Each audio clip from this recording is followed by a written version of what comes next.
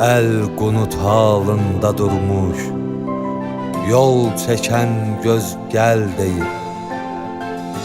Hər dualda bir ümid var, hər dua tez gəl deyir. Müntəzirlər qüssədən can verdi sənsiz gəl deyir. Birdən olmaz zuhruna ömrüm vəfası, hardasan? Ey Əli övladı, ey Zəhra balası, hardasan, hardasan?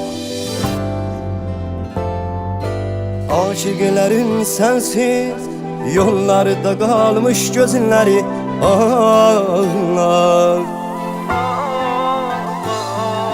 Gəl ey gülün ərgiz, gəl intizarın sinələr dağlar. Bitmez bu qəm hicran, gəl ey camalı can alan canan.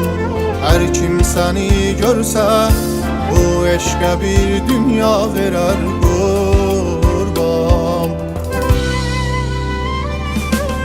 Aləm nədir, dünya nədir, hər kəs sənə divanədir. Ya Məhdi, sən gündən aydın şəmisən, aşiqlərin pərvanədir.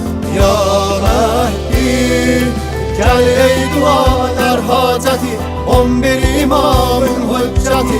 Ya Məhdi, gəl ki bitir bu həsrəti, illər sürən qəm möhnəti. Ya Məhdi,